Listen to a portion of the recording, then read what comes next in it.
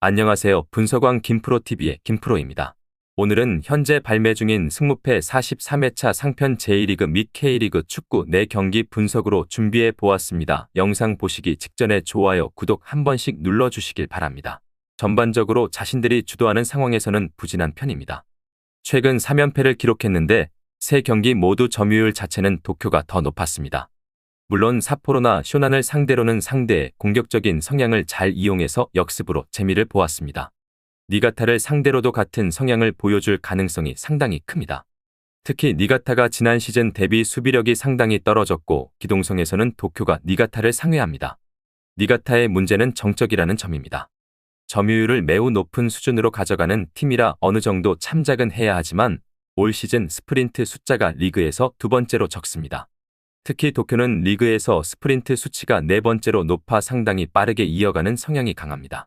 따라서 니가타는 역습 성향에서는 꽤 약할 수 있는 상태입니다. 최근 2번의 패배도 사간도스와 나가사키를 상대로 했는데 두 팀 모두 기동성을 살리는 스타일이기도 합니다. 도쿄가 우세할 것으로 보고 있습니다. 스피드를 살린 역습 상황에서 강한 편이라는 점을 고려한 것입니다. 니가타가 상당히 정적이고 지난 시즌 대비 수비력이 많이 떨어진 것이 사실입니다. 물론 도쿄가 상당히 역습 지향적으로 가는 상황에서는 문전에서의 정확성이 떨어지는 경우가 있어 핸디캡 승리까지는 바라기 어려울 수 있습니다. 도쿄 승을 추천드립니다. 일단 울산의 분위기는 상당히 흉흉한 편입니다. 특히 지난 경기에서는 광주를 상대로 유빌드업만 하다가 공격을 당해 패배하는 모습을 보여주었습니다. 물론 정우영이 교체로 들어가 데뷔전을 치르기도 했지만 박용우가 이탈한 이후로는 3수비형 미드필더가 울산의 최대 약점이었습니다. 특히 서울은 아직 미드필더의 역량이 확실하다고 보기는 어려운 상황입니다. 따라서 울산이 미드필더 활용에 기댈 여지가 있습니다. 서울이 올 시즌 꽤 기념비적인 시즌을 보내고 있는 이유가 있습니다. 유독 약했던 천적 관계의 팀들을 하나씩 부수고 있기 때문입니다. 전북을 5대1로 격파한 것이나 최근 5경기에서는 승리가 없었던 대전을 상대로 승리한 것 등이 그 예입니다. 울산을 상대로도 징크스를 깨부술 전술적인 움직임은 측면의 넓은 활용폭입니다. 다만 풀백들이 넓게 배치되는 만큼 중앙에서의 1차적인 저지가 중요한데 현재 미드필더는 서울의 최대 약점으로 꼽히고 있습니다. 오버와 무승부를 기대해 볼 수 있습니다. 서울도 전술적으로 김기동 감독의 색채가 서서히 입혀지고 있어 무시할 수 있는 상대는 아닙니다. 다만 울산이 정우영을 영입하면서 아킬레스건인 3선 미드필더 문제를 해결한 상태입니다. 서울은 미드필더가 최대 약점으로 꼽히는 팀이라 울산이 중원 전력에서는 우위에 있다고 봅니다. 지공대 속공의 팽팽한 경기가 될 가능성이 높습니다. 무승부를 추천드립니다. 대전의 문제는 공격적인 압박에 대한 효율이 낮다는 점입니다. 이민성 감독이 사임한 이유도 이와 비슷한 맥락입니다. 올 시즌에는 전방 압박으로 턴오버를 만들어내서 골을 기록한 사례가 거의 없습니다. 비슷한 수치를 가진 인천은 라인 자체가 낮은 편이지만 대전은 공격적인 선수들을 영입하면서 공격적인 전술을 예고한 상태입니다. 황선홍 감독이 세부 전술을 잘 짜서 팀을 이끌어야 하지만 감독의 커리어도 하락세입니다. 강원은 압박의 효율이 상당히 좋습니다. 물론 강원이 점유율을 잡고 가는 편은 아니지만 높은 위치에서의 턴오버로 만든 골은 서울과 함께 리그 1위입니다. 양민혁 같은 어린 선수들이 주목받는 이유도 압박과 결정력을 모두 갖춘 자원으로 평가받기 때문입니다.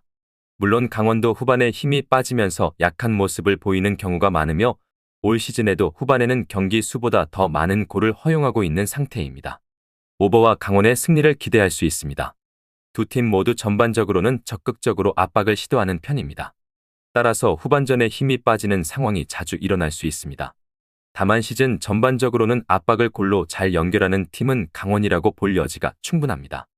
핸디캡은 무승부를 소액으로 선택하는 것도 좋겠지만 크게 추천하는 선택은 아닙니다. 강원 승을 추천드립니다. 제주는 상당히 활동량과 적극성으로 승부를 보는 팀입니다.